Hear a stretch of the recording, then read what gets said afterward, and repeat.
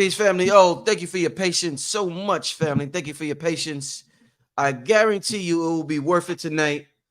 Got a brother returning here. I'm about to bring the brother on. Absolute magnificent presentation the brother put forth the last 2 times he was on here. This is gonna be his 3rd presentation, family. This is the 4th, third, right? Well, I was on recently with Blue and right, Pill and Rod Hayes. Yes, sir. Right. Damn, see, man, you part of the family now, man. You part of the family now, man. I'm honored.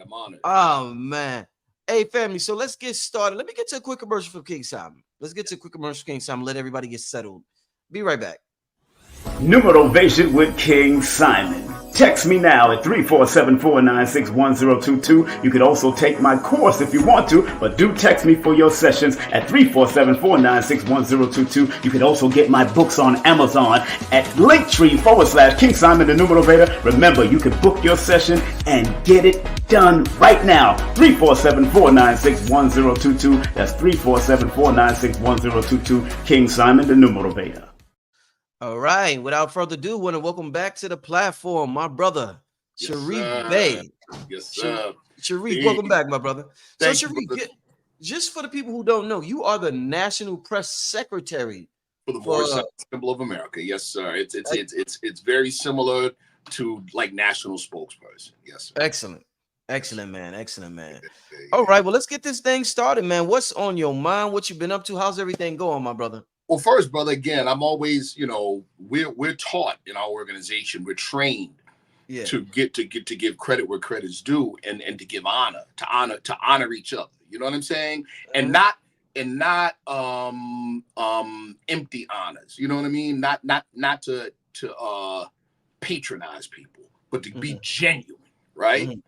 And so just before we came on, I was telling you, I'm like, brother, you're helping you. And your channel have been very instrumental in personally helping me realize my niche. See what I'm saying? Yeah. You really have. You really have. Some of my members have actually said that. Wow, that's dope. Yes, some of the members of my temple have actually said, they're like, yeah, when Brother Rich saw you and got you on that first time, that was the one. You know what I mean? So I'll forever honor you and respect you for that, brother. Thank you so much. I'm in your debt for that, But before we get started, I just want to say, again, I am the national spokesperson in an official capacity for the Moorish Science Temple of America Incorporated under the leadership of my good brother, Brother R. Jones Bey, and his assistant, Brother A. Hopkins Bey. It's a religious organization. I know how a lot of people feel about religion. I get it. I do. I really, really, really do. Somebody had asked in one of the comments in a previous show that I was on your channel, it said, how can he know so much, but he follows a religion? And I love the question and I answered it. I thanked them for the question. I said, and this is the honest truth, my religious faith is what directs me to what I found. There you go. Yes. Spoken like a man with integrity. Yes, that's sir. Powerful, brother. That is powerful. Yes, sir. I owe it. I've been involved with metaphysical study for a long time. Before there was an internet. So before you could look, you literally had to write people. You know what I'm saying? And do snail mail stuff and then go see them or just do correspondence. I've been involved since then. You know what I mean? And then, I belong to the Moorish Science Temple of America. It's not just a religious or spiritual organization. It's also civic and cultural. So it's cultural heritage. It was really the cultural piece that drew me. Why? Because I want to know more about our people. You see what I'm saying? And so then seeing the religious piece and then, it's like, okay, the founder of the organization saying, and I'm quoting him in 1928, he said, I brought you everything it takes to save a nation. Now take this and save yourself. So one of the things that impressed me about that statement is this. He ain't saying, hey, you Negroes are helpless and stupid and I have to save you. He says, if I am saving you by teaching you to save you. By teaching you to save you. Yeah, this ain't no just add water heaven. Right. You know what I mean? And so that, but of course that puts a heavy responsibility on us too. Oh yeah. But I can respect that. You see? So I said, well, okay, well, if he said he brought everything it takes to save a nation, and we teach religion, but the name of the organization is the Moorish Science Temple of America. Mm-hmm. I said, okay, let me look at this, man. There's got to be correlations. And oh my goodness. Mm. And oh my goodness. And so one last thing I want to say before we get started. In my studies in metaphysics is what led me to my connections in not just secret orders, but the connection between secret orders and top secret special access projects, because they are connected. They're connected, bottom line. Wow. Individuals are recruited actively and sometimes unwittingly. Ooh. And a lot of times people in secret and special access projects have people inside certain secret orders because the people in these certain orders are doing certain types of esoteric and occult work that they can apply to technology or use outright. Right. That's what the Stargate project, the CIA Stargate project is. You see what I'm saying? That's what it is. Bottom line, anyone who's in a real occult order or esoteric order that deals with transpersonal transformation, they read the Stargate project, they're gonna go, oh, I know what this is. They'll be familiar. You see? So I, in being in touch with these individuals, I know that when it comes to this idea of disclosure, right? Disclosure when the inevitable event happens, when the public hears about all this secret stuff. In religious talk, that's called what? Armageddon and judgment. You see, and the post-disclosure world is called the hereafter from the religious perspective. You see?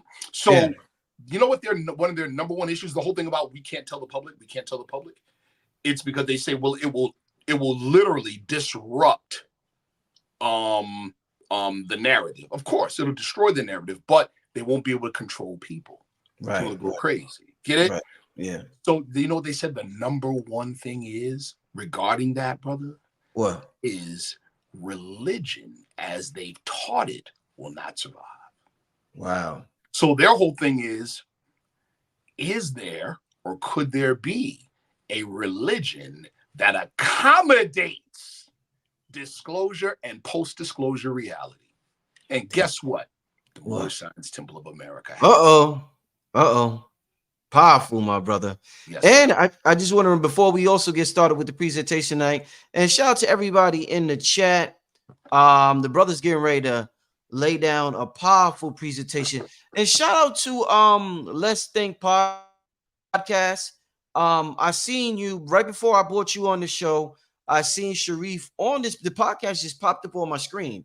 And I'm like, oh, this is the brother that was on Red Pill channel last year. Yes, sir. So shout out to these brothers for doing the great works. Make sure y'all check out these brothers' YouTube channel. It's called Let's Think Podcast. They got some great shows.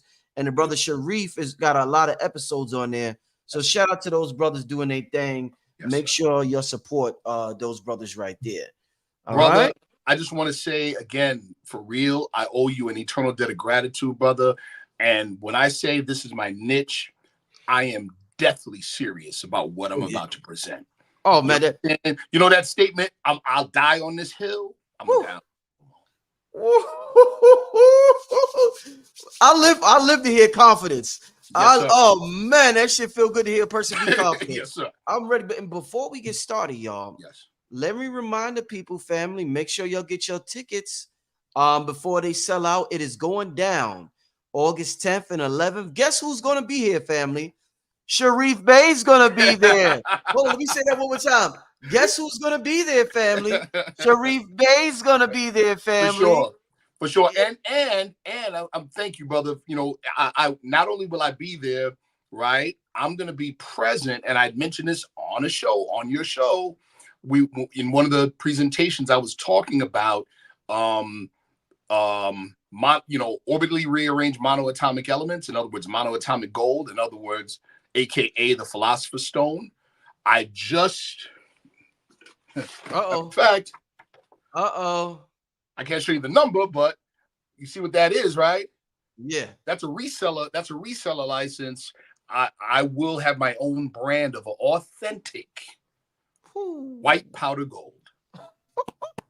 And I will be in Atlanta with it at Gathering. Yo, hold up. The white powder gold is going to be in Atlanta. Actual hold fact. up. The white powder gold will be not in Atlanta, in Stonecrest, Georgia. Let me get Stonecrest. Right. That's right. That's right. Stone, and not only, and here's the other part too. Not only will I have the product, more importantly, is we have a saying in the Moorish Science of America: it's not the possession of the thing; it's the knowing of its use. So there will be full instruction and ongoing instruction on its use. That's what's needed. Yes, I'm glad you said that. Yes, that is what's needed. Oh shit, yo, this just keep getting better and better. Yes, yo, sir. I didn't know he was gonna tell me that. The white powder gold is family. It just keep family. Listen. I'm trying to tell y'all. Listen to what I'm saying. Get your ticket before they sell out. I'm warning y'all. We're at almost 70% capacity. It's only June. It's not until August 10th. It's going to sell out fast, family. Sure. I'm warning y'all, whoever's out there and all over the globe, get your tickets before this thing sell out. The brother will have these products with instructions. And it's good to meet the person because the energetic exchange, it does something when you take the product. It does something. No, you know what I'm saying? Absolutely, brother. Absolutely. And what you said too, again, about the exchange and being in the presence of people. It's important for me to be at this event. And I thank you so much for inviting me. It's important to be at this event because this is the community. And I mean, it's cool. Let's talk like Barack Obama did something very revolutionary with his presidential campaign. He began it online. He began an online campaign, but there was a point of conversion where he had to work it to where people pushed away from their laptop. Got on it, got out their house. And saw each other in person. Facts. It's got to happen, or else you ain't got no movement, people. Indeed. Somebody said, how much y'all tickets there? It's 111 for the entire weekend. 111 for the entire weekend. Do not make this mistake, family. And also got the a community. And I gotta talk to you, Sharif, because I want you to chop it up with my community. I got a whole everybody who bought a ticket. I got like my own digital community going on, and they're in there kicking it with each other, learning about each other. And I would love to be a part of that. Yeah. So I'm gonna send you the link. So from time to time you could chime in, kick it with them, let them know different things. Cause the other speakers is gonna be in there also. I'm gonna start sending the links to some of the other speakers. So all of y'all could check in with the people. It's an amazing thing that we got going on in August 10th and 11th. And I'm so thankful for you to be a part of it. And also, before we get started, I want you to tell me one thing before we get started with this presentation, because somebody said, did the price increase? No. That's been the price from the beginning. It doesn't get no better than that. It absolutely does not get any better than that. I'll just say this before you say that, dear brother. Please, people, learn. One of the things our people have to learn, and we are learning, and definitely through your show and through your guidance, brother, the family is learning. Invest in yourself, people. Pay it forward. Yeah. Invest in yourself. Yeah. No facts. Yeah. Facts. I wanna ask you this question. It's not really my question. Okay. A brother wants to know in the audience, you're bringing the white powder gold in Stonecrest, Georgia at the conference August 10th and 11th. They want to know what's white powder gold. And the reason why I want you to explain it, they keep hearing about it. Rod Hayes talks about it. Billy Carson talks about it. They refer to it with the Anunnaki and the elixir of gods and this and that. Blue Pill talks about gold water. So they keep hearing about all this stuff. And they're like, what the hell is this stuff? I know you could break it down so they can really understand. And once again, family, this brother's bringing it in person with instructions and all types of stuff. Stonecrest, Georgia, August 7th, 11th. My brother, what is white powder gold that you're bringing to Georgia? Here it is. I've practiced explaining things that are considered super advanced or technical, scientifically, blah, blah, blah, to people, to the average individual, right? So here we go. You remember in chemistry, right? When you study in chemistry and talks about bonds, molecular and atomic bonds, right? And how the electrons cause the atoms to bond to each other is what determines why water feels wet, why wood feels the way it feels, why metal feels the way it feels, right? Okay, it's how the atoms bond. All right. So gold is a metal in its regular state. It's a metal. All right.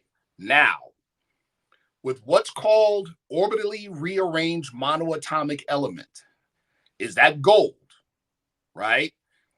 When it's subjected to a high energy state for an extended period of time, the nucleus begins to spin very fast to the point where it elongates, like what they call the vesica piscis. In other words, like a cat's iris, the iris of a cat's eye.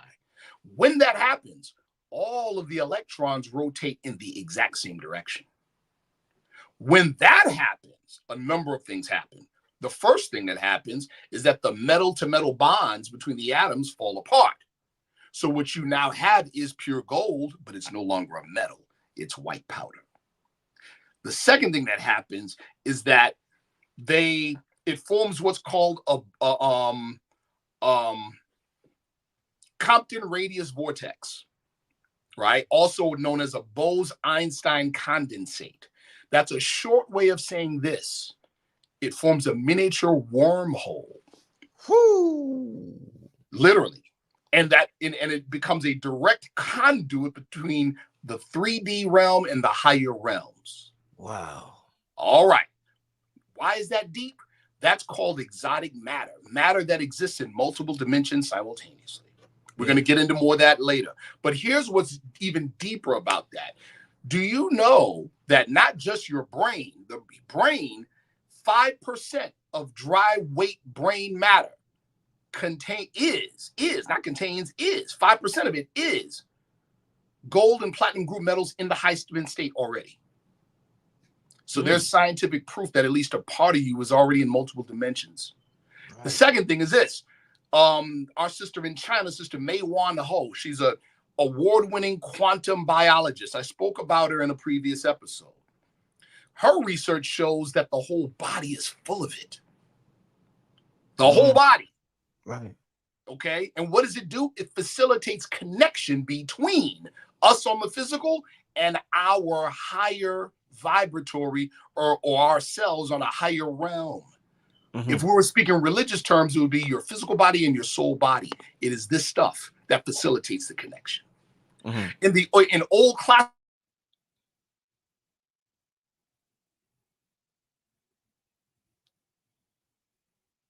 Peace, brother. You there? Okay, good. Right, in old classical biology, we thought, I have to say the words we thought, right? That the root of information comes from the DNA, right? Here we go. Mei Wan Ho, Rupert Sheldrake, and other scientists, quantum scientists, have determined that there's not enough energy or information in the DNA to facilitate a lot of the repair and things that go on in the body. Why? Think about it like this. Where does the DNA get its information to repair itself? See that? Okay. So what they in their research have found is that they would, like Rupert Sheldrake calls it, the morphogenic field, right? Mei Wan Ho, who's a quantum biologist, in other words, dealing with the quantum mechanics in living things, but in organic things, she called it the biogenic field. That there is a copy of you in the biogenic field, and that's the information that downloads into the physical to keep you healthy, strong, vibrant, whatever. Oh, shit. Okay, now let's go back. Let's go back to some history, people. We all, whether you went to church or not, you learned about the story of Moses and him leaving Egypt and him going up to Mount Horeb and meeting the God of the burning bush and all that good stuff. Comes down, gets on his mission, goes back to Egypt, saves the Israelites, brings them back out, right? Into the wilderness. At one point, he goes back up on the mountain. The Israelites are like, yo, he ain't gonna come back. What we gonna do? And Aaron makes a golden calf, and they worship the golden calf. And then Moses comes back off the mountain, gets mad that they're worshiping the golden calf. And here's the kicker, people. What does he do? They say he breaks down the golden calf, burns it, I have to put that in quotes, strews it over the water and makes them drink it. Okay. Sir Flinders Petrie, a European, basically a real-life Indiana Jones in the turn of the century. You can look him up. Sir Flinders Petrie did an excavation of the Mount, it's called Khatem al-Sarabit now. That's the old Mount Horeb. Guess what he found? In other words, that's the mountain that allegedly Moses was on. Guess what he found up there? An old Egyptian-style temple dedicated to the goddess Hathor. What is Hathor's symbol? The golden calf. Ooh. Hold on. In that temple, when they did the excavation, what did they find? These huge vats of what they thought was white ash. They later found out, guess what it was? That temple was a manufacturing plant for white powder gold. Wow. That's the manna, people. Damn. That's the manna. Yes. Yes. Shit, man. Come on. What were they? And now there's other research. I'm sure some of you have figured this out already or seen it somewhere before. Moses' connection from Egypt in Egyptian history. What was it? Does anyone know? Akhenaten, people. Right. Okay. So there you go. You see, and for those of you that study Noble Drew Ali, the Moorish Science Temple of America, right? The late Lawrence Gardner, which is how I came across white powder gold in my research. Lawrence Gardner was the historiographer royal of the Dragon Court Knights Templar. And I don't mean Knights Templar Freemasons. I mean the Knights Templar Order. These are the guys that keep the records, the genealogical records from ancient time. You understand? Yeah. They keep the records. He's the guy, among others, that can tell you who Jesus's brothers were, the historical Jesus, who his brothers were, who his wife was, how many children they had. You understand? Right. All right. So he, in his research, that's how I heard about the white powder gold. So he said he was talking about the apocryphal books, the book of Jasher and the book of Jubilees. These are books that the Roman Catholic Church said, "Nah, we ain't putting these in the Bible," right? Well, guess what? It gives the identities of the title of the Hebrew God named El Shaddai. That's the God of the Lord of the burning bush, the God, quote unquote, that Moses met on the mountain. Well, guess who it was? The book of Jasher tells us who El Shaddai was. El Shaddai was Moses's father-in-law, Lord Jethro, the Midian sheik from the plains of Moab. Oh man, you going there tonight? This is real. You going there tonight? Oh, we ain't even got to the slides yet. You see what I'm saying? But yes, this is some real stuff. So, and again, I've said this before on your show before, cutting edge technology, stuff that's hidden today, that's, in other words, that's still undisclosed, is really ancient technology. Right. It's ancient. Yes. Okay. This is the theme. This is the narrative of this whole thing. Hey, Sharif, let me ask you this before, and then I could talk to you. I mean, shit, man, we could just talk for hours and hours and hours and hours, and days and weeks, man. You're oh man, this brother. I told him when I talked to him on the phone first. This brother's unique in that he's way beyond a YouTube, Instagram, TikTok scholar. Like he's deep in these books, family, and in the organizations. So he's privy to information that majority of the world is not. I want to ask you this. Yes. What is the difference between because one organization, when I hear members talk from these organizations, they be dropping some shit. Yes, so I want to know, what is the difference between the Rosicrucians and the Knights Templar? What's the difference? Okay. Well, one of the things, let's take Knights Templar and let's take Rosicrucians. The biggest difference between the two is just time frame. Okay, so we're talking about a body of knowledge that passes from one group to another group to another group to another group, and each time it passes to a group, they may call themselves something different because of time, climb, nations, whatever. Right? All right. So the Knights Templar, first and foremost, what were they? They're Christian crusaders to protect. Set to protect. They worked for the Pope and they worked for the Vatican. Right? And we know during the medieval era, who were they at war with? Our people. That's who they were at war with. When you look at the movie The Kingdom of Heaven, that actually took place. Mm-hmm. You understand? That took place. Balian, you know, and who was the star of the show, you know, that all took place. But what they don't say, part of the narrative that we live under, is that they say, oh, no, those were Arabs. No, those were us. Mm. We're the original Arabs, just like we're the original Jews. Mm-hmm. Okay, that being said, this is what took place between the Templars and our forefathers. While on the surface there was fighting and conflict, there was under the surface a cross-pollination of information. And in short, brother, we initiated them. This is the truth. In short, we initiated them. But the initiation comes with obligation. They learned some things, and those things automatically made them very, very rich and wealthy, which is why the Catholic Church and the Vatican got at them. Because the Vatican got jealous and fearful of their power and their finance. That is where we get the whole Friday the 13th thing. Why? Because that was when they captured the Grand Master of the Templars, Jacques de Molay. That's when they captured him, and they tortured him. The Inquisition captured him, tortured him, and then finally burned him at the stake on Friday the 13th. All right.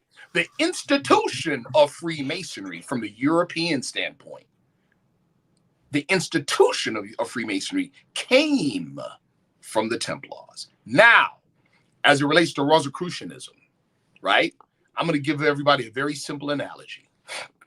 Santeria is what, people? Is it Roman Catholicism? No.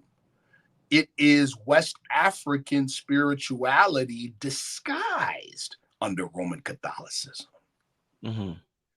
Rosicrucianism is the science, the spiritual science of our forefathers disguised under Christian motifs. Damn. That's it. Boom. The head of the legendary founder of the Rosicrucian order, Christian Rosicrucians, learned in Fez, Morocco, and Damascus and Egypt. That's where he learned. That's their history. Love it, man. Wow. Y'all hear that, man? We have to learn to recognize our stuff. Right. We've been taught to despise our own face. Yeah. See? We've been taught to despise our own stuff. Man, I'm glad you broke that down. I've been wondering that because I'm like, I resonate with the Rosicrucian and the shit that they be kicking when they be up there talking. I'd be like, damn, these dudes is sharp with this information. I'm gonna give another analogy, right? In your neighborhood, there was always that cool, pale, quote unquote white boy, right? Why do we call him cool? Because he really wasn't acting. He was really that guy. Because all he did was grow up around us, right? You know what I'm talking about? Yeah. Oh yeah. There you go. And so, bro, that's what Rosicrucianism is. Excellent. Glad you broke it down like that. It looks a particular way, but it feels like home. Yeah.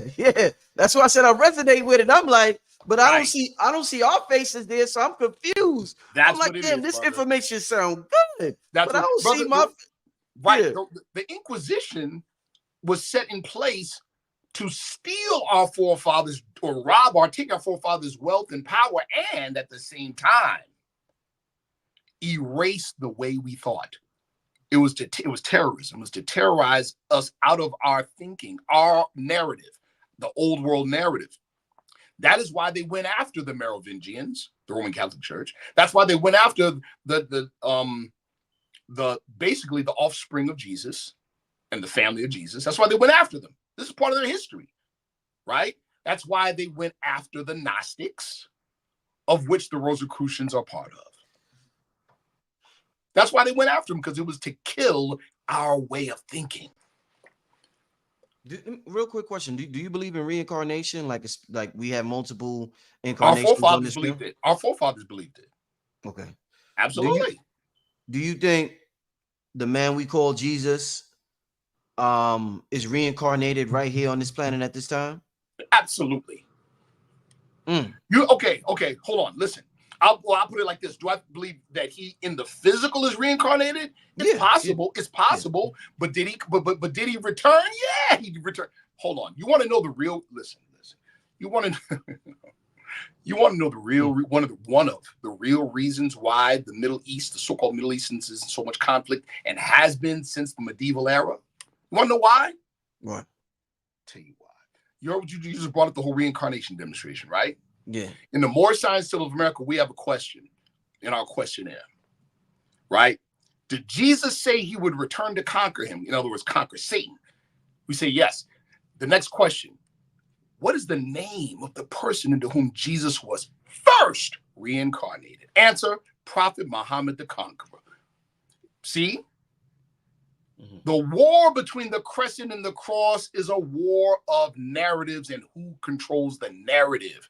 What do you think our people would do if they knew that the historical Muhammad of 1400 years ago was the reincarnation of Jesus? You don't got to believe it. Just follow the bouncing ball. Mm-hmm. That's all. Just do a what if. What if that was true? You know who you can ask? Who? Let me tell you who you can ask. You can ask, what is his name? I'm getting old. He just had to go to jail. He was the head of Breitbart and Steve Bannon. Steve Bannon was the strategist for Trump. Right. There's a book called The Devil's Bargain. Donald Trump, Steve Bannon, and the Storming of the White House. Get the book. In the book, it talks about Steve Bannon's education. Says it was a Benedictine education with a basis in Western civilization from the Roman Catholic perspective. Guess what he said? We learned that we saved the world. We saved the world when we defeated the Moors. That's what it says. That's what it say? Bro, I'll send you a page out the book, bro. It don't say that word, though, when we defeated the world. Brother, it literally says that. It say that? And it says Steve Bannon got this education, but he took it a step further. His whole thing was we need to identify the threat. In other words, my whole point is in 2024, those people are still operating from that narrative. Don't gotta believe that we're the descendants of Moroccans born in America. They do. Damn, man. See? You gotta believe it. They do, and that's how they moving. They're moving like that. This dude just dropped a mega bomb, y'all. See? We ain't even start yet. I feel sorry for whoever's not here right now. See that? Oh man, let's get this started because man, listen, let's do it. Yes, sir. I got a line of. I just came up with like 20 different questions. We could be at 5 in the morning, brother.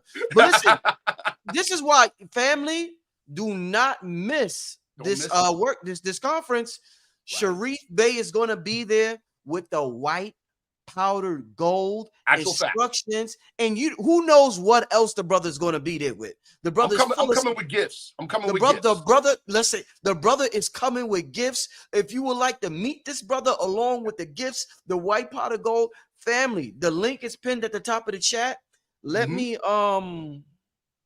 share the link again. Once again, family, do not wait. These tickets are going. I'm warning everybody. Don't be mad at me. Don't come to the door and get mad when there's no tickets. I will let everybody know when it sells out. But listen, we're at about 70% capacity right now, family. Do not wait. Get your ticket now, family. The link is at the top of the chat. I just shared it. Make sure you're there, family. With that being said, wow, what an intro. Yes, sir. Whoa, what an intro. This dude been on fire all year. I gotta ask, where's our numerologist? I gotta ask him what's your numbers for this year, man. What the hell's going on with you this year, man? I'm a 9, brother. I'm a 9 and an 11. Yeah, for the numerologists. Man, oh man. Wow, that was a bomb you dropped, man. All right, let's get this thing started, Sharif. Let's get this thing. Sir, let's go. But I love the title you gave. I can't take credit for the title. The God equation. The God equation. Come on, bro. Let's put this on. The God equation. The quantum operator, people. It is good. Yeah. The quantum operator. We talked about that before. We're going to talk about it again. What the quantum operator is. Bioenergetics and the old-time religion. Before we even go into the first slide, let me just say this. People have heard of Kabbalah. They've heard of these, these other esoteric traditions. Most of, when I say most, I'm talking about accessibility. 90% of these things, people can only access the philosophical aspects of it. They are not able to access the operative aspect. Why? Because many of the people in possession of these things hide it even from their own people. There's a European by the name of Albert Schutz who wrote a book back in the early 80s. The book is called Call Adonai, and it is literally a book on the operative side of Kabbalah. But he tells himself in his book that he couldn't get it from his own countrymen. His own countrymen would not share the operative side of Kabbalah with him. So he had to think about it and go, wow, why are they so secretive? Well, because the quote unquote Jews were persecuted. Okay, fine. When was there a time when they were not so persecuted? Guess what he came up with, what he knew from his own history? When they were under the authority and government of the Moors. So guess where he went? He went to get the operative Kabbalah. It wasn't no Jews. He went to Istanbul, Turkey, and got with the Bektashi Sufi order. That's where he got it. See? Damn, brother. Okay. Word is bond. That's where he got it. You see what I'm saying? So, and I'm saying all that to say this, people. All of the operative, secret, so-called occult stuff is human bioenergetic systems. That's what it is. Mm-hmm. All of it. Let's go. Next slide. All right. This is a definition of bioenergetics, people. Bioenergetics is the study of the transformation of energy in living organisms. Another definition, which is a great one, a system of alternative psychotherapy based on the release of blocked physical and psychic energy. I got two things to say before we go on to the next slide. And I don't want to belabor the points because we got a lot to go over. Here we go. Number one, make no mistake what I'm doing here. Anybody watching this, and shout out to my brother Sheikh 7 Islamil of Let's Think podcast, because I said it on his show. This, make no mistake, people, this is an initiation. Welcome. That's what this is. You are being initiated, not obligated. Well, there is an obligation. You know what the obligation is? Like Brother Rich said, I'm not doing this whole, well, I channel this and I channel that in respect to the challengers, to the channelers, I'm sorry. But I'm coming with book, chapter, verse, so you can research and do it for yourself. You see what I'm saying? So now the obligation is that you follow up for yourself. Other than that, the initiation's a waste of time. So the second thing I'm going to say, it's a system of alternative psychotherapy based on the release of blocked physical and psychic energy. I need you all to etch that definition in your mind. This is why. Because the power of thought is an energy system. That's why. Next slide. Get this book, people. You can get it fairly cheap on Amazon. George Kachmer, excellent book. I've had this book 3 times. You know why I've had it 3 times? Because I loaned it out twice. Never again. Get the book. Right. All right. Psychology is the foundation of bioenergetics. It is. All psychological systems are bioenergetic models. This book gives, what it does a very detailed comparative analysis between Eastern biological or bioenergetic systems and Western bioenergetic systems. A lot of your readers and a lot of your followers have read my good friend Mantek Cha's books. I studied under Mantek Cha in the early 80s, right? So his system, his teachings come from old Taoist systems. The Eastern stuff, bioenergetic stuff, is more accessible to us than the Western stuff. Why? Because of the Spanish Inquisition. That's why, right? Interestingly, in this book, for the Western bioenergetic systems, what does he go into? He goes into Carl Jung and Sigmund Freud.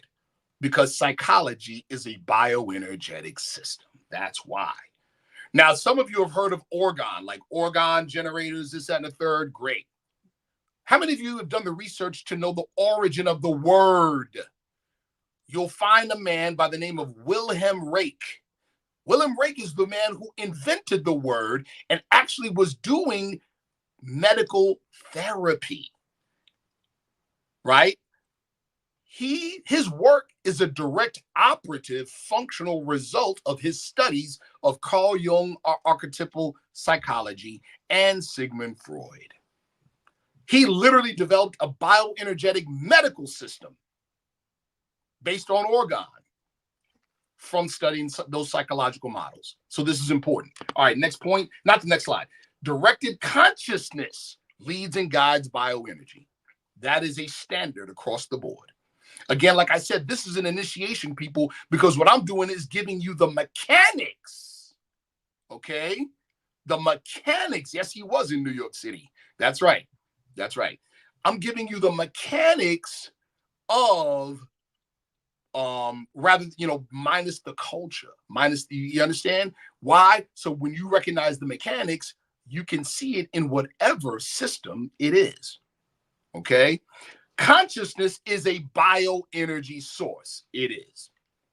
How many of you have ever done exercise? Follow me. How many of you done exercise, like real exercise, and you were at a point where you were smoked. You felt like you were about to throw up. Your body's about to give out. And somebody was coaching you and they were barking in your ear and they said, give me one more. And one more came out, didn't it? Yes, sir. Yes. But your body was smoked. Where did the energy come from? See my point? See my point? I could do 100. I said this on a previous show. I do 100 push-ups. I do 100 push-ups every morning. I do 100 push-ups. Okay. It's not the 100 push-ups that make me stronger, people. It's the last 5. The other 95 get my body to a point where I switch over so that consciousness then dictates what happens to the flesh. Shit. Get it? See? Yeah. That's how this works. Consciousness is higher than the thought faculty. This is a big secret. Let me say it again. Yeah, well, wait a minute, Brother Sharif. I thought thought was the cause of it all. Thought is the cause of all things material. Yes. Yes. It is the cause of all things material, but consciousness is higher than thought. Let's do a quick exercise, everybody. I want all the viewers to do this. Close your eyes. Think of something that made you angry. Now, think of something that made you laugh out loud. All right. Open your eyes. First question. Did you observe your anger just now? Yes. Second question. Did you observe your happiness? Yes. Here's the third question. What part of you did the observation? See? See? The fact that you could observe your own thoughts means there's a part of you higher than the thought process. See that? Okay. Consciousness is higher than thought. Here's more proof. Ready? Nobody doubts that sperm cells have intelligence. Sperm cells don't got no brain, though. They don't think. There's your proof. Belief is a primary quantum operator. Belief is the quantum operator. I know a lot of people have a problem with that word belief. I know. I get it. I get it. But until you have proof, that's all you got. Until you know, that's all you got. And as a matter of fact, it's belief that led you to know. You can't disparage belief. Belief is powerful, people. Belief is powerful. It's belief. And when I say belief is the primary quantum operator, I'm getting that from quantum physics. It's quantum physicists who are not religious who say that. Right. Human belief. In other words, focused human consciousness on a probability is what enables the probability in wave function to collapse into an event, into particle function. That's quantum physics, people. It's quantum physics. And the origin of consciousness is non-physical, which means your origin is off planet. There you go. Next slide. There you go. Philosophy. Woo, here we go. lenses for consciousness. In other words, your consciousness. Remember what I said before about belief and the quantum operator? And I said that it's human consciousness focused on a particular thing. That's what belief is. Philosophies are the containers for that focus that help shape the focus. Philosophy, people. This is why our brothers in Freemasonry aspire in their craft to be philosophers. This is why. Because philosophy shapes consciousness. And if you can shape your own, you can shape others. And it's human consciousness that projects out and creates the outside world. Ta-da! So philosophy provides a meta-geometric shape or container for thought. Who would have thought that philosophies have a geometric shape? They do. That's a secret. Now you know. Tools for human consciousness to modify reality. Some people are like, okay, well, the Gregorian calendar is false and blah, blah, blah. No, it's not false. It's just a calendar, right? If I'm going to an interview, a job interview, I don't wear sneakers or Timbs. I dress appropriately. I wear a suit and tie because that's what that condition demands. Get it? Now, if I'm hugging the block, I'm wearing something different. Understand? So it's the same thing. Like farmers understand the Gregorian calendar and they follow it, but not for their crops. For their crops, they follow the lunar calendar. 28 months or 28 days a month for 13 months. See? So they just know which ones to use for what task.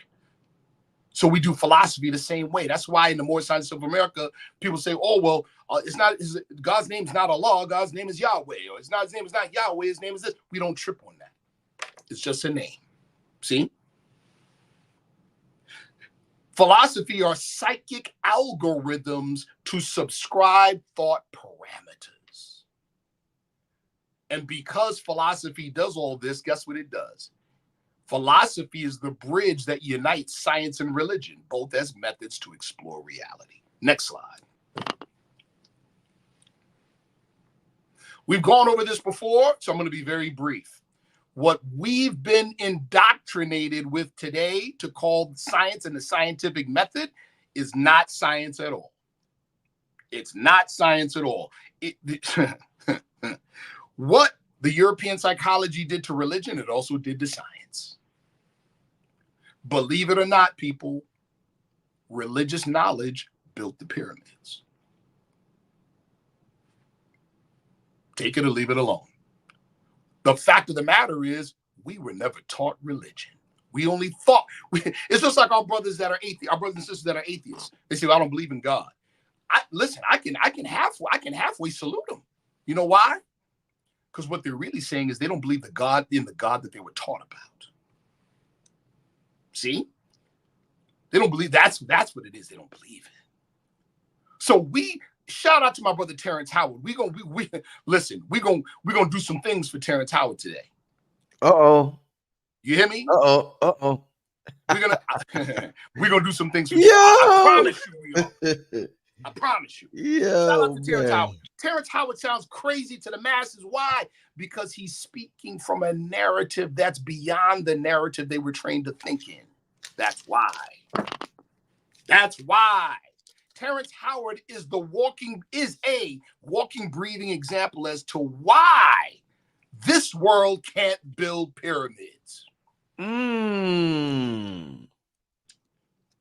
Which would you rather have, the physical pyramid or the mind that created it?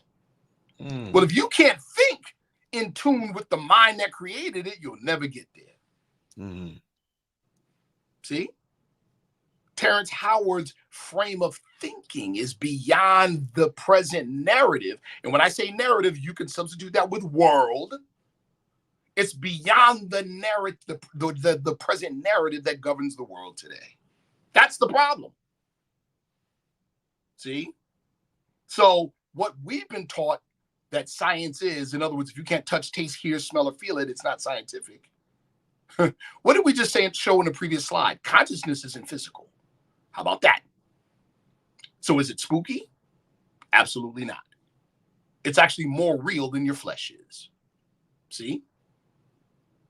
Science, the way science has been, is the way we've been indoctrinated into what science they want us to believe science is today, denies your immortality. It denies your divinity. Okay? Scientism is what it is, and scientism ain't science. It's bad philosophy. That's what it is. What we're dealing with is not science versus religion. We're dealing with scientism versus religion. And what does it seek to do? It seeks to supplant the worldview of true religion. And when I say true religion, I'm talking about the mindset of your forefathers. And reduce that to mere ethics without a claim over the nature of reality. In other words, it's colonization of science. Next slide.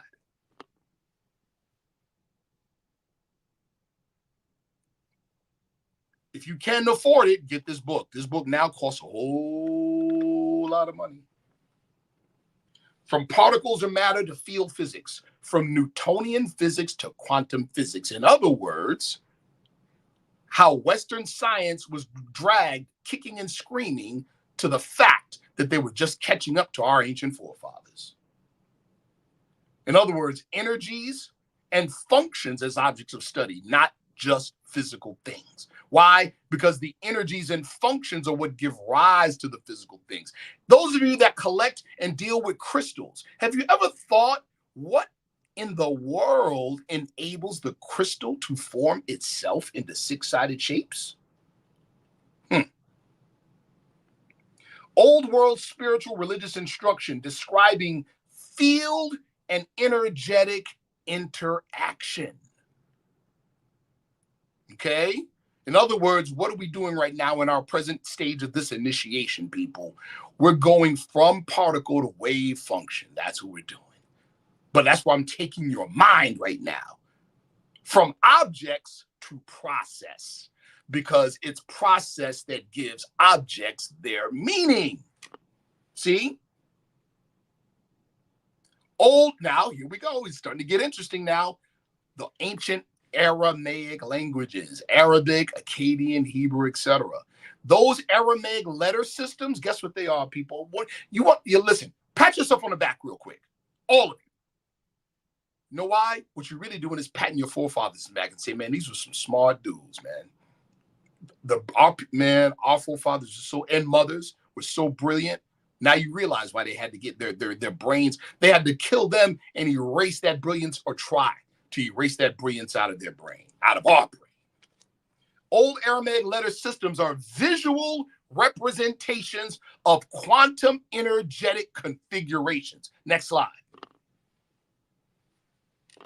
Don't believe me? Let the European tell you. Get this book by Stan Tenen, The Alphabet That Changed the World. How Genesis preserves a science of consciousness in geometry and gesture. You want to do some subsequent study, look up an organization called the Meru Foundation, MERU. Let's get into the slide. Old-time religion. Ancient religious text as, guess what, people? Quantum mechanical formulas. Aramaic letters as quantum energetic schema or processes. What do these letters do? Capture and communicate the geometries of creative energies and forces. They isolate the line uniting divinity and matter. In other words, the singularity with wholeness. The letters represent microcosmic and macrocosmic movement. And remember, in a previous show, I gave you all a secret triangle. Energy equals information. The presence of information equals the presence of intelligence.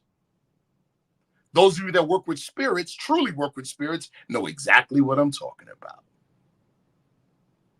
Old religious texts were simultaneously a storyline for the profane, in other words, the uninitiated, and a manual of creation for the priesthood. Don't believe me? Want an example? I'm going to give you an example in the next slide. The letters are simultaneous. This one here, if you got any, if we have viewing any Freemasons, any initiated Freemasons, they're going to like this one. The letters are simultaneously visual, tactile, and audible. In Freemasonry, we call it what? Signs, grips, and words. The letters, numbers are visible, audible, and tactile shadows of living intelligent processes. Next slide. Y'all good? Brother Rich, ask the audience. They all right? They good? Oh, yeah, they loving it. They loving it. Let us know in the chat if y'all good. But go ahead, brother. Yeah, yes, sir. Thank you. Do me a favor, people. If you haven't been doing it already, take screenshots of the slides. Especially take screenshots of this slide. Take a screenshot. Y'all have seen this symbol before, especially members of the Moorish Science Temple of America or students of Prophet Noble Duality. But do you understand what it's, some of the things that it's conveying? Y'all caught what I just said earlier about the letters, right? Right now, specifically, we're dealing with Arabic. The manifest world is perceptual. We've said this before. We've given an example of it before, right? We talk about, like, if you see colors, colors are only interpreted inside your head, right? If you're looking at something red, it's not red outside, it's red inside. It's red inside your head. So literally, the outside world is your unfolding perception. That's just the truth. It's scary, but it's exciting. Perception is the unfolding of human consciousness. Thus, perception is power. Initiation, like what we're going through now, is nothing but the expansion of your perception.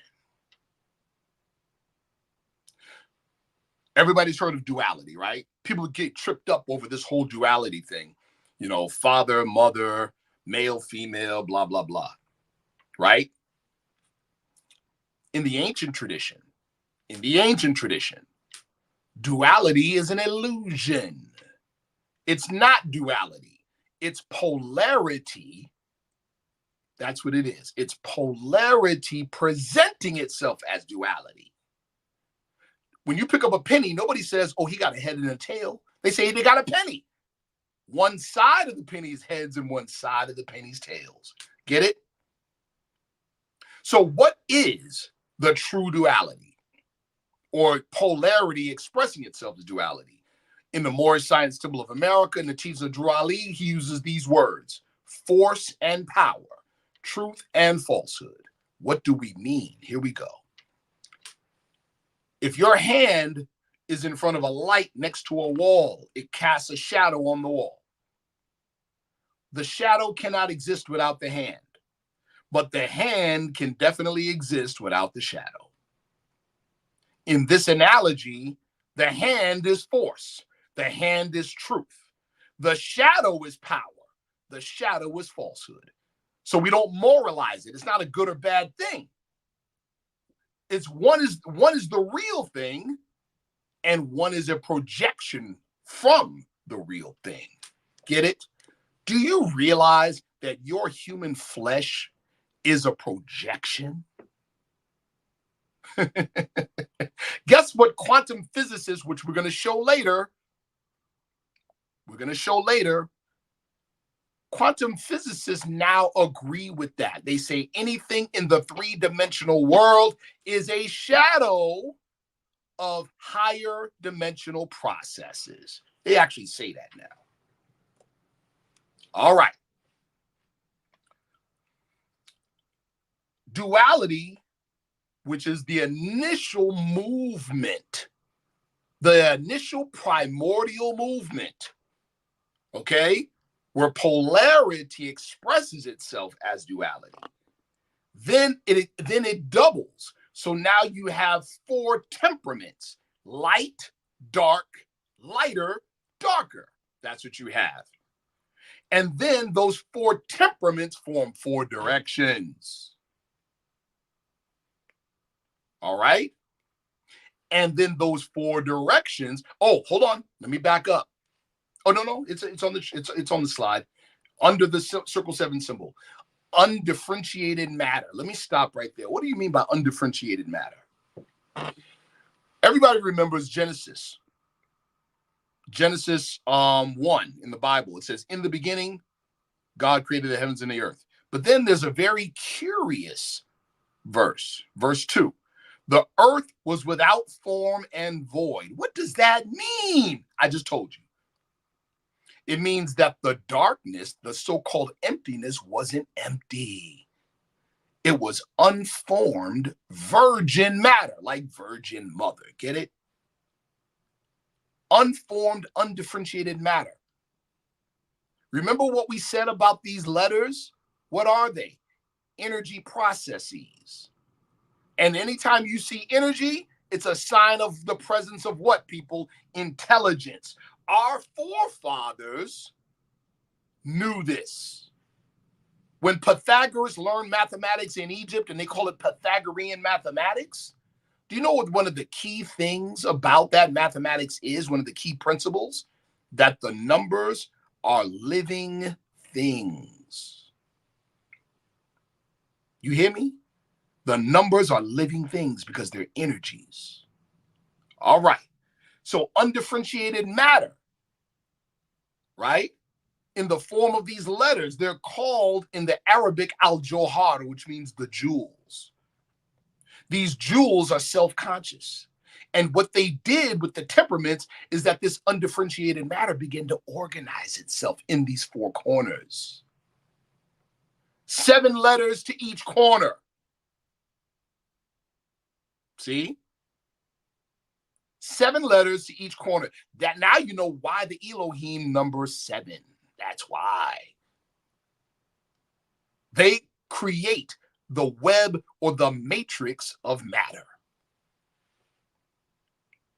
These 7 letters flock to each corner, and that formed what we call the 4 elements.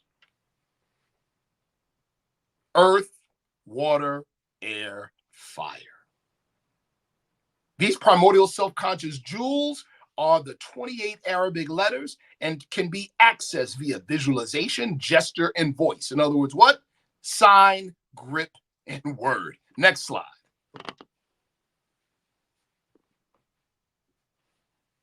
Take a screenshot, people. These letters are living intelligences. I already said that, but guess what they do? Remember what I said earlier? They link the microcosm to the macrocosm. 7 letters for each of the 4 corners of the world. 4 letters for each of the 7 planetary spheres. Each one of these 4 letters for each sphere represents one of the 4 elements. Okay? Each make up, or the 4 letters make up each of the 7 ether planes or planetary spheres. Notice I didn't say physical. I didn't say physical planet. I said planetary spheres. We're going to get into why I said it that way.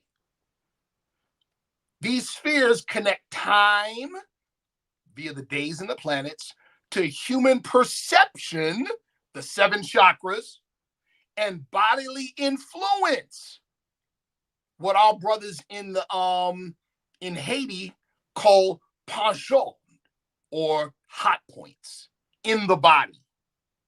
These jewels exist in spaces in your body. They are the dormant deities living in your flesh. Next slide. Brother Rich, do me a favor. Run your mouse over the bottom right part of the screen of the slide. The way it's set up, it's already downloaded in StreamYard, so I don't even know how to do that. Yeah, I'm not sure because I'm not sharing a screen. If I was sharing my screen on the desktop, I could do that. I done downloaded it in StreamYard, so I'm not sharing the screen. It's just your actual presentation. Yeah. Got you. Wow. Okay. Is it a way to share. Nah, I can't do it. Oh, that's so unfortunate. You know what, though, brother? They might be able to hear my screen. You hear me? What? Oh, you wanted to play something? That's a video. Oh no, you got to be careful anyway with the audio because of the copyright on YouTube. Really? Yeah. I'll get a especially if is this video already on YouTube? It's already on YouTube. Yeah. So you can't. Yeah, because my channel's monetized, so it'll get a strike. Say no more. Say no more. Yeah, I'm not going to get you in trouble, brother. All right, say no more. Wow, unfortunate, but that's okay. This is what I'm gonna do, brother. I'm gonna send you the actual link to the actual video. Okay. All right. I'm gonna send you the actual link to the actual video, and when I show that, let me see. Hold on. Richard Hoagland, Mars. Richard Hoagland, UN. Let me do it that way. Okay. While I'm looking at this, United Nations. Richard Hoagland. You see the gentleman in the slide. Richard Hoagland is what was the spokesperson for Jet Propulsion's laboratory, NASA's Jet Propulsion's laboratory. In 1991, he did a presentation, a briefing at the United Nations. The still of the video you're looking at right there is part of the actual presentation. All right. Richard Hoagland presented to the United Nations about what NASA and Jet Propulsion's laboratory found in the Cydonia region of Mars, the area of the so-called face on Mars.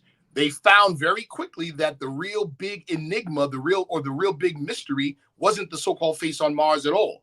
It was a series of structures, and I'm saying that purposefully, structures to the southwest of the face.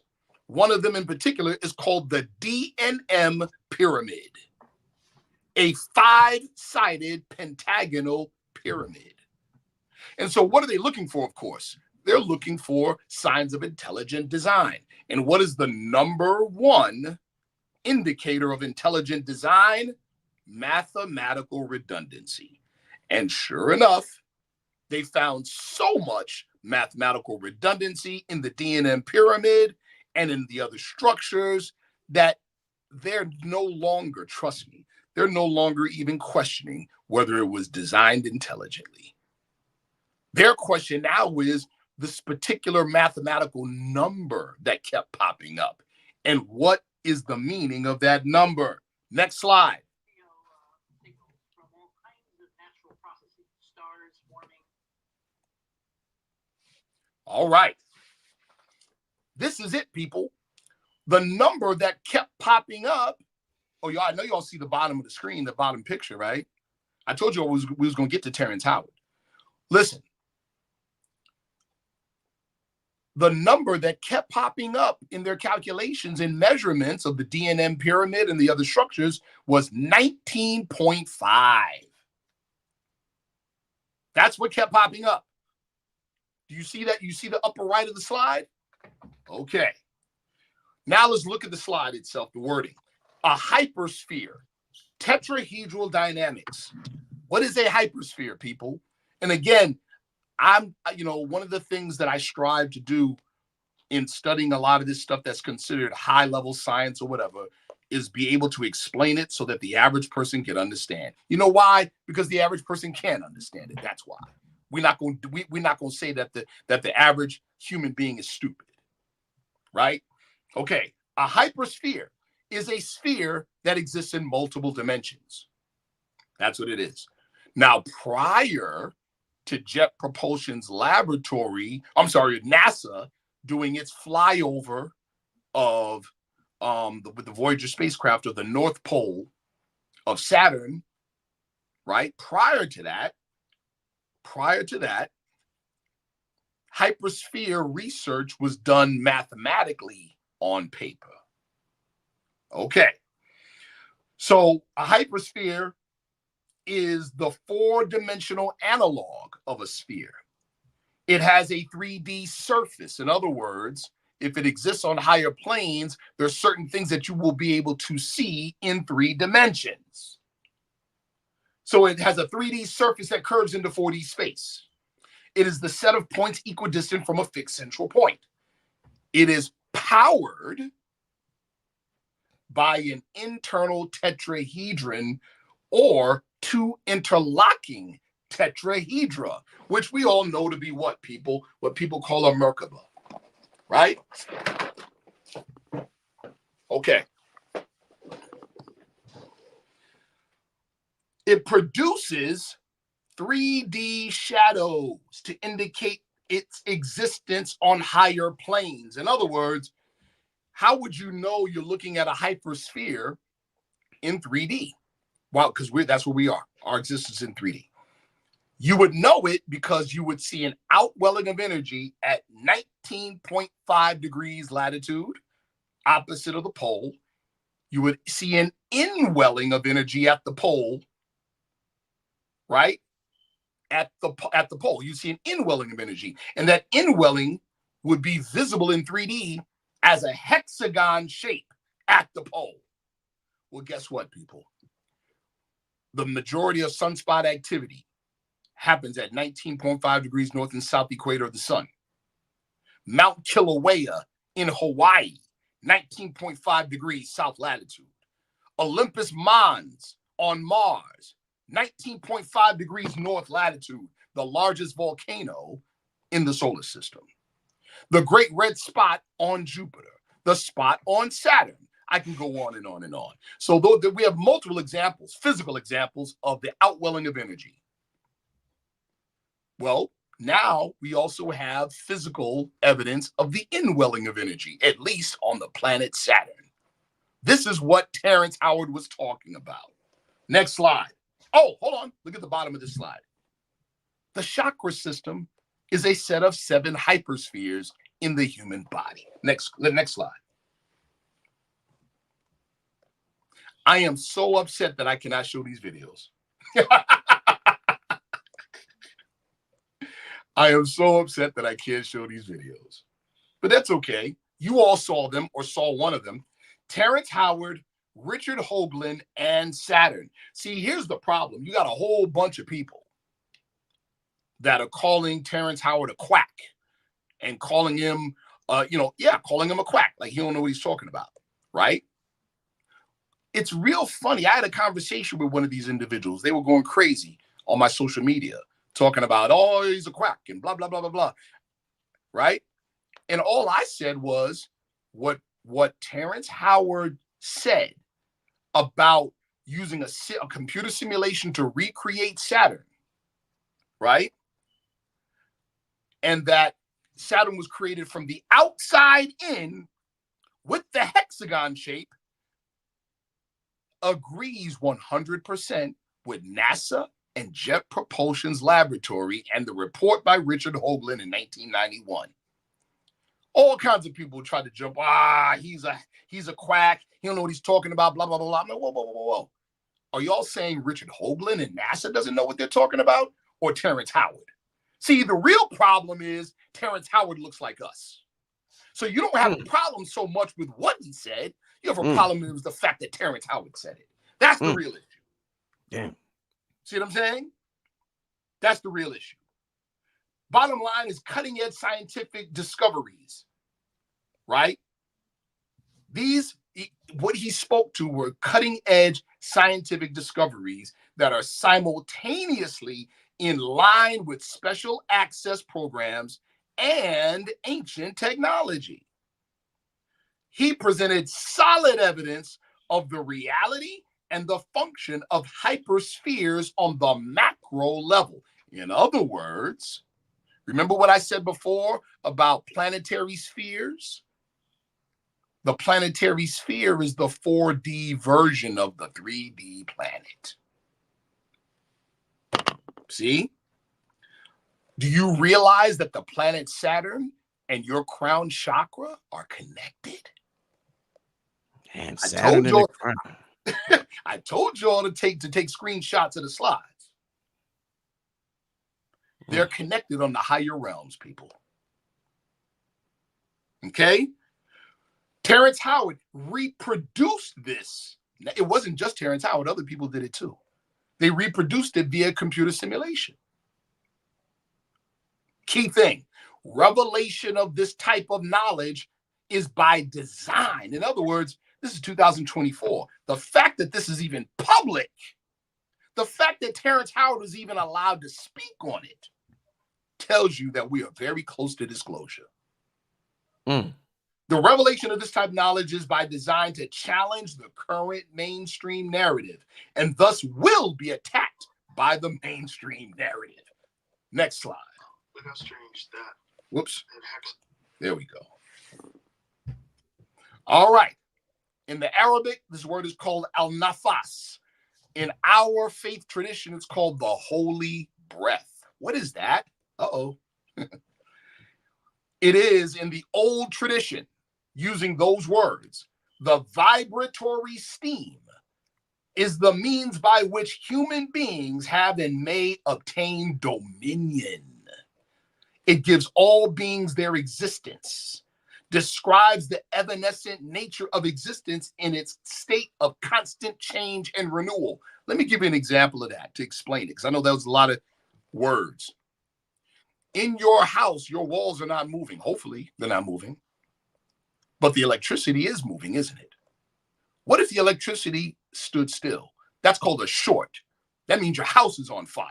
You understand? You want the energy to stay moving. So remember we talked before about going from objects with our thought to processes in motion, people. See? Okay. We say in our tradition, right?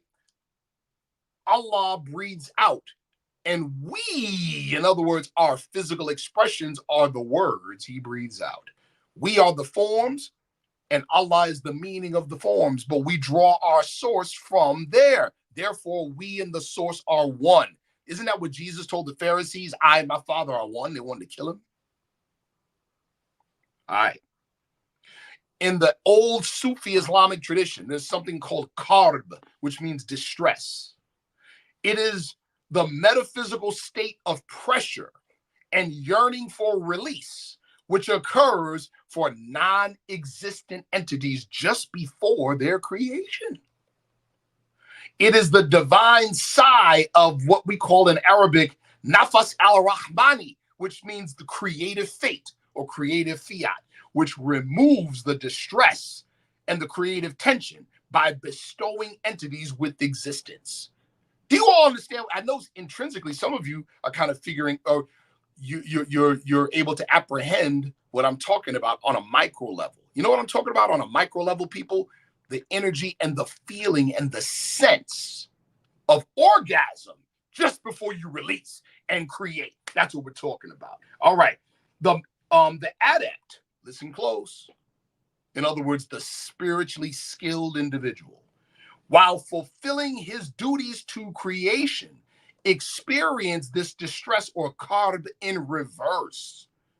In other words, desiring to be freed from the karmic cycle of reincarnation so as to fulfill his or her role as Khalifa or vicegerent. In other words, the representative of Allah, the creator, inside creation, with the choice to manifest in flesh or on the higher planes at will. Do you know what I just described to you all, people? The real reason why they had to trick up the story of Jesus. That's why. I just described it to you. Religious texts as both energies and living things. I said it before, here it is again. The presence of energy brings information. We all have experienced this before. You go into a room and the whole energy changes, or somebody else comes in the room and the energy changes. And you can read the energy. Well, the fact that you can read the energy means that there's information in the energy. See that?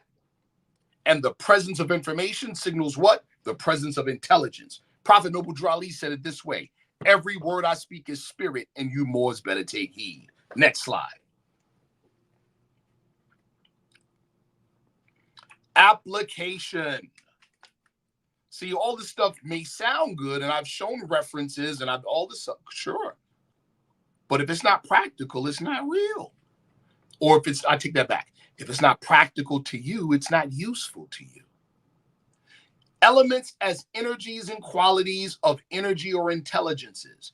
Elements as, last slide, conclusions. Thought is encompassed by a geometric schema. In other words, philosophies shape thought, and it shapes it in a geometric shape. Philosophies have varying geometric structures. Thought applied to a particular philosophy acquires the geometry of the philosophy. Thus, philosophy shapes reality via the engine of human consciousness. Philosophy can modify human consciousness, either reduce it or expand it. The European psychology, what do you think that did to us? Reduced it or expanded it? Okay. Shaped consciousness downloads into the self at the soul and flesh levels eventually. Soul, we mean energetic, modifying both. Philosophies are engines capable of inducting energies and transducing them into the body to alter consciousness, to alter bioenergy, and alter the physical function. In other words, just being exposed to the philosophy can change your flesh. We have concluded, dear brother. Wow, man. This was a big one today. Yes, sir. Yes, sir. This was a big one today. Absolutely. I'm gonna take a couple of questions from Yes. the people in the chat. Hold up, how do I get this down? Hold up. Let's see. All right, what y'all thought about that? I had to take my jacket off, brother. What y'all think about that? Oh man. Let's see. Let me get rid of a troll here. All right. Yeah, give me some questions for the brother Sharif Bey. Give me some questions for the brother Sharif Bey. We're gonna take a couple of questions before we get out of here. Yes. I want to hear a little more before I get to the questions from the people. Yes. I want you to expound on Saturn and the importance of Saturn in this realm. A lot of people are scared of Saturn. You study the occult, you study the metaphysics. It scares the shit out of people. I mean, it scares the living shit out of people. You mentioned Saturn. Some of these niggas might shit on themselves if you mention Saturn too many times. Right. So we know that there's a lot of misinformation. We know a lot of times that the very thing they teach us to be afraid of is the thing that we need to investigate and learn more about. So considering what you said and Terrence said about Saturn, and how important is it to talk to me about its connection to this realm, and what type of relationship should we have with this energy that we call Saturn, Saturnian energy? Saturnian, on a very simple level, you could just say what goes around comes around. Saturn is the great task maker. Okay. Right? Don't learn your lesson today, it will be around tomorrow. Saturn, so think about it in that respect. You would ask about reincarnation. That's how it's governed. Saturn energy governs reincarnation. Right. Because the whole purpose of reincarnation is for you, which you are already eternal. You are here to learn some lessons. You don't learn them, you're back again to learn them. If you don't complete them, you come back to complete them. See that? The whole idea of avatars, and I don't mean avatars I mean an avatar like a Christ or a genius, right? They like Buddha, for instance. When Buddha reached what he called nirvana or Gautama Buddha, after he meditated on the Bodhi tree, he was like, yes, I made it in the Buddhist tradition. And then those who had gone before him said, yeah, get back down there in your body under that tree. So now you have a task to teach humanity. See that? Okay. So what, and and in the Buddhist tradition, in the Hindu tradition, they have what they call samsara, which is the wheel of reincarnation, right? The elevated souls have escaped the wheel. So when they come back by choice to aid and assist humanity. Indeed. You understand? So from the perspective of the planetary spheres, that means that they've elevated beyond the sphere of Saturn. Get it? Like in the like in the series Avatar, where they talk about the chakras, and they say the seventh chakra is transpersonal, but he wasn't ready to elevate past that because he still loved his girlfriend. Wasn't ready to give that up yet. See what I'm saying? Right. See? Wow. So, and now back on the other thing about this whole Saturn thing and being evil. That's inquisitionist thinking. Okay. Those are the thought forms that were programmed into our forefathers via the Inquisition. Yeah. It's the same thing as the brother who's the slave during slavery times, who's drawn and quartered and murdered in front of his pregnant wife by the slave master. Right? Terrorism ain't for the person that gets killed, it's for the person that witnesses it. Gotcha. So the fear is programmed into the child. Indeed. Now the child comes out and said, "Oh, don't do that." That's what that talk is, the whole evil talk about Saturn. It's programmed post-Inquisitionist thinking. The only devil, and we teach this in our religious system, the only devil that man must be redeemed from is self, his lower self. Right. In other traditions, like in Santeria, like in Candomblé, like in some of these other ones, right? You know what Satan is? What? Satan's a servitor that the practitioner uses for certain tasks. Yeah? Yes. Yes. You see? So it's the knowing, again, once I said, it's the knowing of its use. Even in religious circles from the Western perspective, the devil is not an enemy to God. The devil's an enemy to man, but guess what? Thought must be developed by the exercise of strength. And without a foe, a soldier never knows his strength. The devil is necessary for you to elevate. There you go. We eat our demons over here, people. Damn. We don't run from them. We're not Dr. Frankenstein. I mentioned that before. Dr. Frankenstein, listen, we're so messed up in the head, we think Frankenstein is the monster that he made. No, Frankenstein was the doctor. That was his name.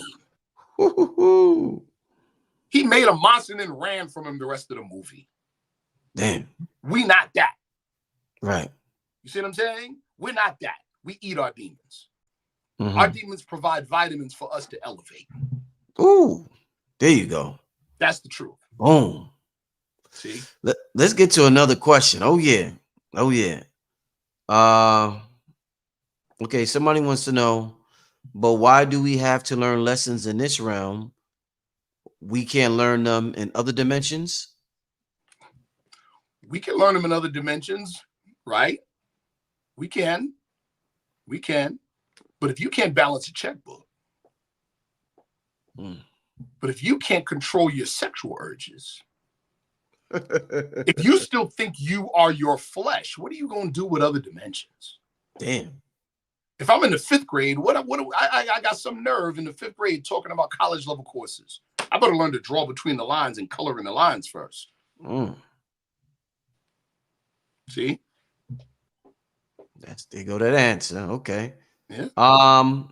Next question. Aren't there actually 13 chakras? It all depends on the system. Every house has a different wiring system, and some of them overlap others. So it all depends on the system. I'll give you an example, right? In the human body, there's a 3-level energetic system and a 7-level energetic system. And in some respects, there's a 360-level energetic system. You see what I'm saying? It's like being an electrician.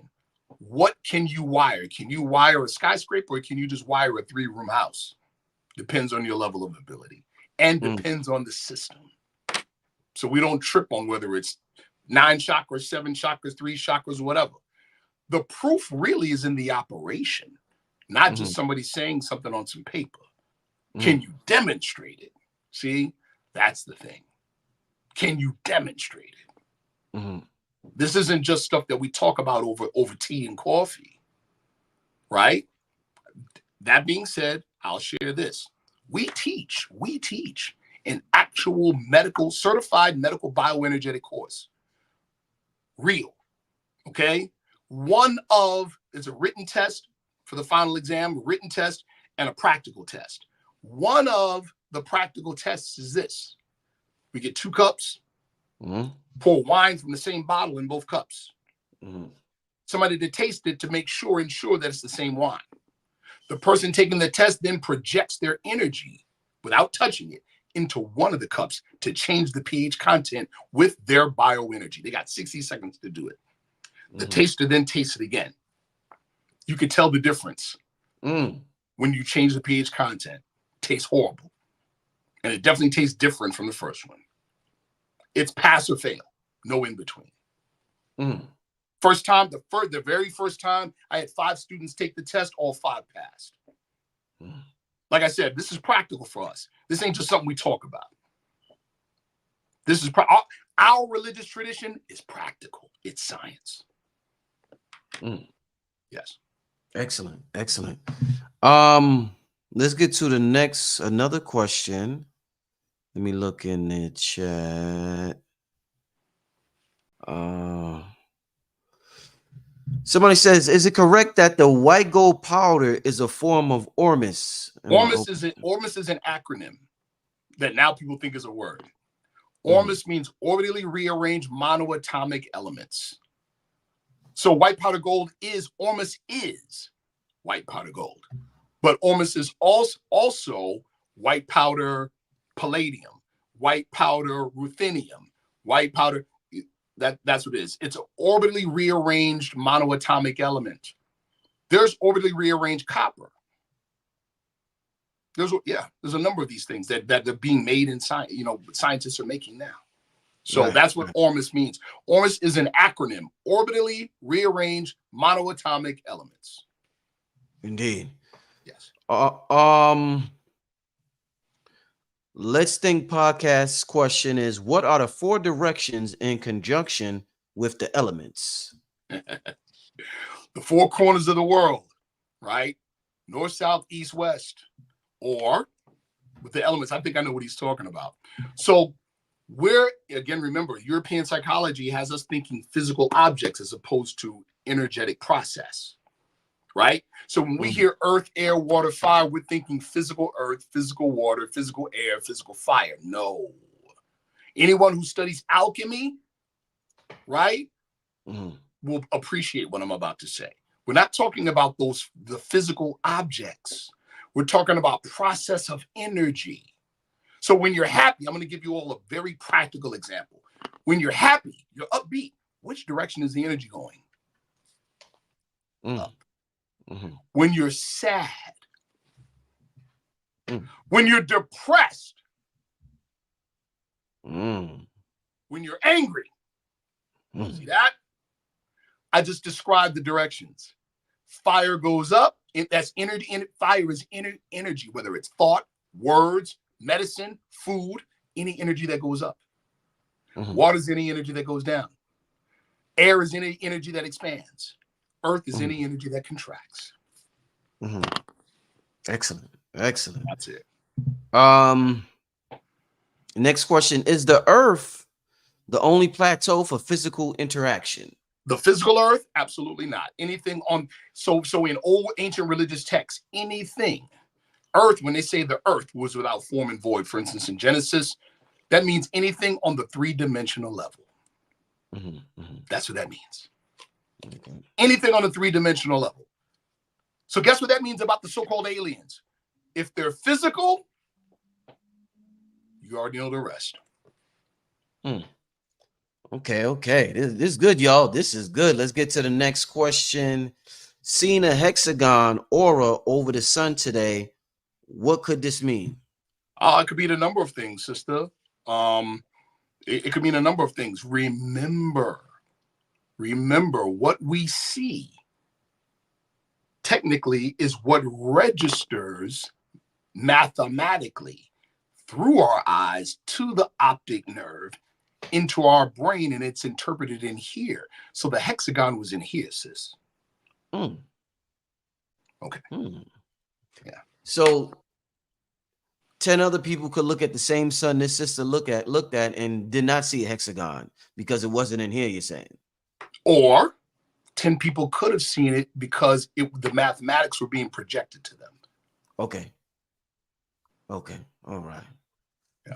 All right, let's keep this going. She said, am I losing my mind then? She crazy. Absolutely not, sister.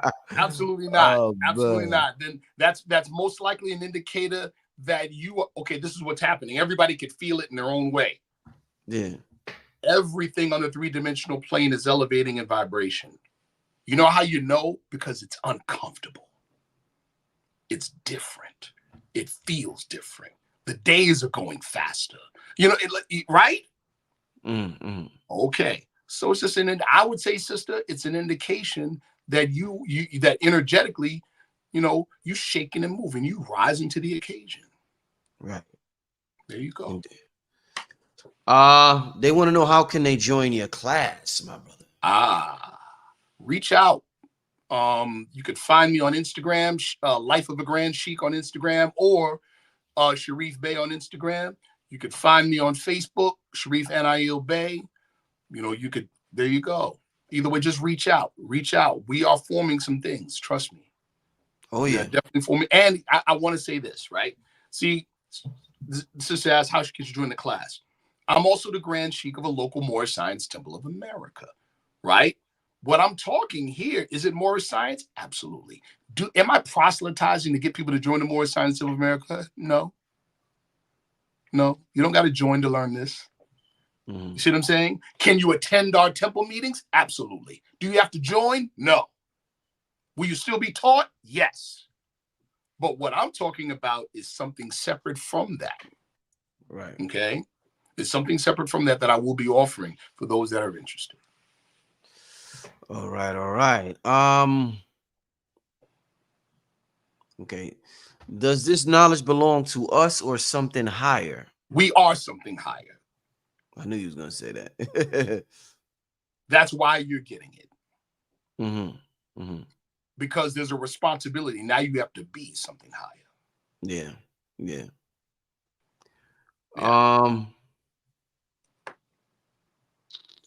What's the best way to raise your energy? Oh, beautiful. Oof. That I could give a short answer, or I could give a very long answer. The very long answer would involve taking our bioenergetics course. And we're not offering it right at the moment, but we will be offering it soon. And there's some very, very specific and direct. A lot of the profound stuff, sister, is very simple, which is why it's secret.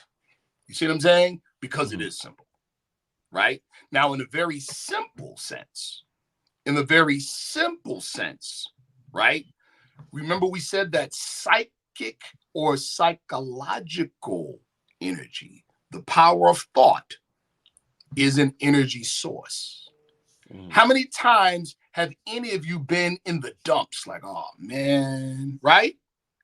And for some reason, because we don't do this often, we have to do it more often. For some reason, something hit you and you said, you know what? I don't care about all that, man. I'm gonna live my best life, man. What do? What did you just do? Raised your vibration. You raised your vibration of thought. You see what I'm saying? But it takes a monumental effort. Why? Because we get beat down so much by the world, and because we've been miseducated by the European psychology. We think the real world is out there and it just affects us and we're helpless. That's what we think. That's backwards. It's the other way around. You see? Oh, yeah. And every so often we get it, but we don't remember afterwards. We go right back to the old thinking. Every so often we're like, man, I'm sick and tired of being sick and tired. And I don't care what the world is doing. I'm going to stand up straight. And when you do, everything changes, doesn't it? Oh, yeah. Oh, yeah. Yep. It's sometimes what I find throughout my life, Sharif, is sometimes, like, let's say I'm reading a book or I'm in the park and I'm meditating. It's wonderful. But when life keeps coming at you and when you're in the middle of the concrete jungle, it's easy to be a monk in the mountains. But when you're in the middle of America in the concrete jungle and you have to apply that at when rent is due, when your baby mama's this or your kid's that, and then this, and then there's so many things coming at you all at once. It's a little harder to apply this. It's very hard. This, it's very hard. But now watch this. But watch this. I'm going to remind all of you of something in myself too, right? You realize that the word, like we call ourselves, we're identified as Black people, right? Mm-hmm. You realize that that word in the modern English came from Old English and Latin, negro, right? We all know this, right? Well, in the Latin languages, you could replace the O and the U or the C and the G and not change the meaning of the word. So negro means necro. You understand that? Do you realize that we, and think about all the stuff that we have accomplished in America? Yes. The street light, come on, I don't have to go through. We all know, right? Yeah. We all accomplished this stuff not knowing who we are. Do you realize that we meet people and we know people every day that have no idea what it's like to not have a collective national memory? They don't know what that's like. Irish people don't know what it's like to not know they're Irish. Yeah. Okay. Wow. We did all of this with no memory, no collective national memory. That's some bad shit. Damn. We the gods. Period. See? There you go. See? There you go. This is what it is. We've done all this with nothing. Right. All right. So remember that. Yeah. When it got you. Love how you said it. Love how you said it, my brother. Remember that. Let's get to two more questions, then we're gonna get out of here. Two more questions. No doubt. This next question: are the lakes of black water on the sea floors doorways to other planets and dimensions? Thank you. They taking you there. Answer, that's a powerful question. They taking you there. The short answer: very likely. Very likely. Okay. And the short answer to that is very likely. Okay. I'll say it this way. There are many areas of our planet, especially in the ocean, that are so underdiscovered. Yeah. Right. Okay. And there's certain people, some people I know personally that have been part of special access projects, in other words, above top secret projects, that talk about portal technology, talk about naturally occurring portals on the planet and artificial ones that they've tried to make. They've told me personally that they have not yet mastered the artificial ones, and there's lots of accidents, right? But the natural ones, in almost every instance that they can access, have some type of ancient monument present, which means the ancient people knew and used them, right? And that these portals open along certain key time periods relative to stellar and planetary alignments. Okay, so my short answer to that is quite possibly.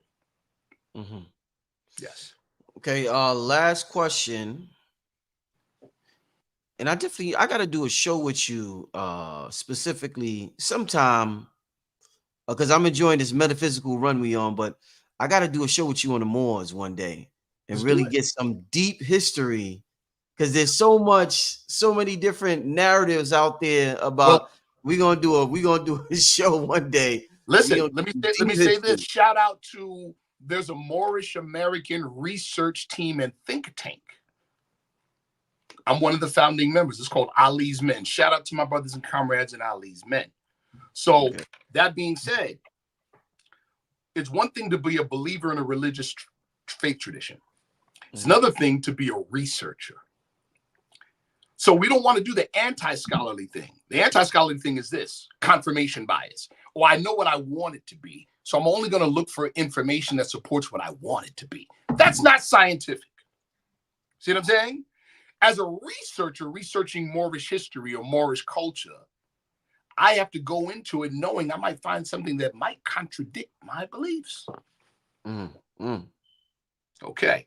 Well, that's what we've done for over 15 years. We have not been dissatisfied. If there were times where we found something that contradicted our beliefs, it wasn't because the teachings were wrong. It's because our understanding of the teaching was wrong. Mm. See what I'm saying?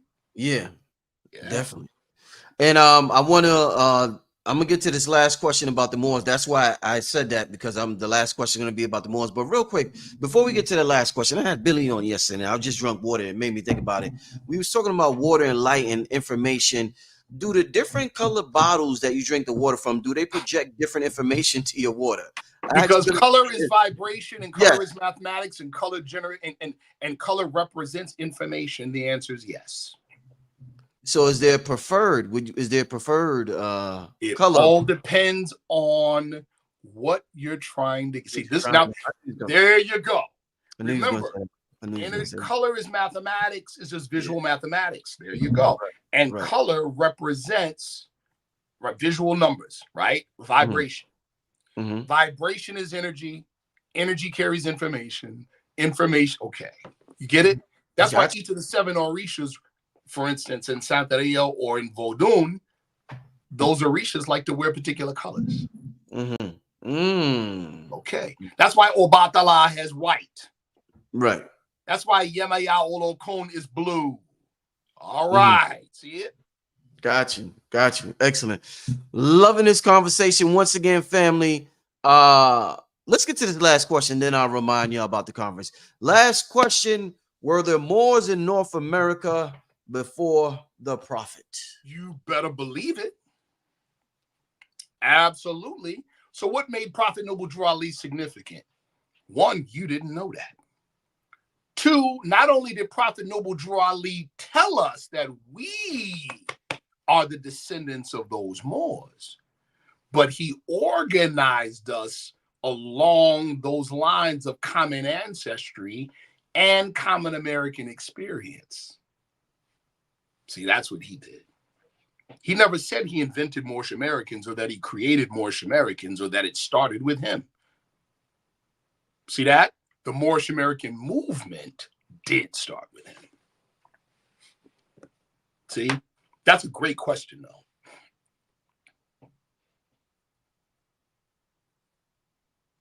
Do you want me to say more? Hello? Didn't realize I had you on mute, my brother. Oh. I had the mute button on. I didn't realize it. My fault. All right. So yeah, family. Oh man, I want to thank all of y'all for tuning in tonight. What amazing week here on Black Magic 363. I hope y'all enjoyed all the shows. We ended it with the brother Sharif Bey. Shout out to King Simon in the chat. And yo, once again, I love King Simon. Yo, that's indeed. my guy. Oh yeah, definitely. Yes, shout. I seen a couple of y'all got your tickets while the brother Sharif was speaking. Shout out to everybody who got their tickets. Once again, family, make sure you are there. Gathering of the Masters, August 10th and 11th in Georgia. This year it's going down. Brother Sharif, let me put the flyer on the screen before we get out of here. Absolutely. Brother Sharif Bey will be there with gifts. With the white powder gold, that's a fact. With instructions. I mean, the brother, he's coming with it all. Oh man, family, once again, August 10th and 11th is going. You're gonna be there both days, right, brother? Oh, I'm there the weekend, brother. Excellent. Sure. So yeah, so it's going down, family. It's gonna be a jam-packed, action-packed weekend. So many people are gonna be present in the building. It's gonna be a reunion. We're gonna see so many people we haven't seen in a while. Oh, it's gonna be an exciting time. So family, make sure you get your tickets before they are sold out. There's limited space at this venue. The link is pinned at the top of the chat, and I'm gonna share right now for y'all. But I can't wait, man. The brother's gonna come there with the white powder gold. I can't wait, because the brother was telling me about this behind the scenes, and I know like this, man, listen, and that breakdown you gave of it is gonna be wow. That was powerful. Listen, there's even more. Like there is the historical and the religious significance in the info from those perspectives on white powder gold, but then there's also the quantum science and the quantum physics, which is real, which is very operative, which I'm talking about coming from scientists that have nothing to do with religion and nothing to do with spirituality that make this stuff. Indeed. All right. Powerful.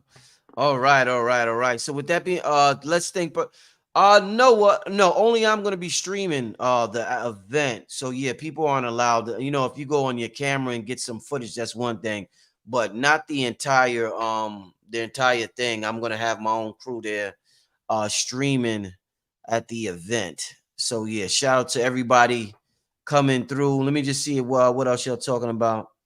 Yeah, it's gonna be the most epic event in 2024. Definitely. Oh, they saying it's 11/11 now. You was talking about Sharif, because you was talking about numbers being energy. Everybody. I've heard so many people talk about the 11/11, and since it's 11/11, what's your thoughts on energetically? What does 11/11 represent? Should so many people talk about it? Well, the number 11 is I mean, people talk about 11 being a master number. Yes, of course it is, right? Yeah. 11's yeah, it's a master number. There's so much wow, there's so much I could say about the number 11. Here's one thing I'll share. Here's one thing I'll share. Everybody's heard of Aleister Crowley, right? Aleister Crowley in 1904, he was a member of he was first a member of he got his start in a Rosicrucian order called the Order of the Golden Dawn. All right. Now you want to talk about synchronicity? Watch this. The Order of the Golden Dawn, and the members of the Order of the Golden Dawn know what I'm talking about. They've actually talked about it, right?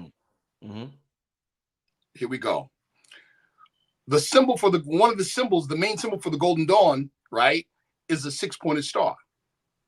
What are the what are the initials for Golden Dawn? GD.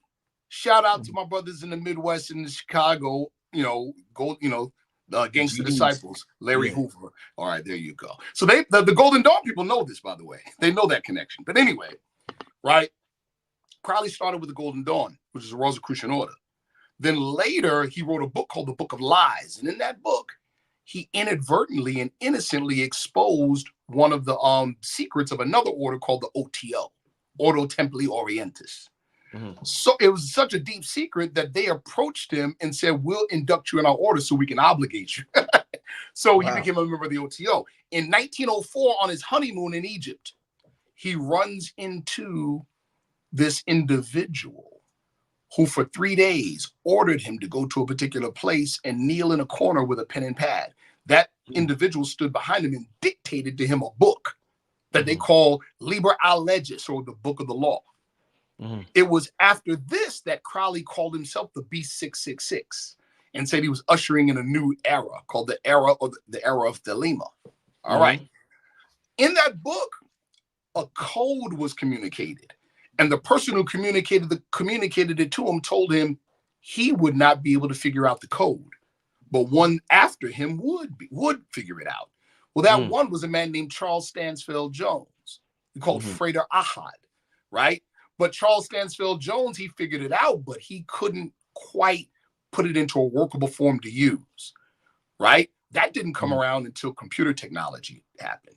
And it was a group of esotericists, right, in an order called the Builders of the Adytum, BTOA or BOTA, in Buffalo, New York, that developed a working English Kabbalah code based on the number 11.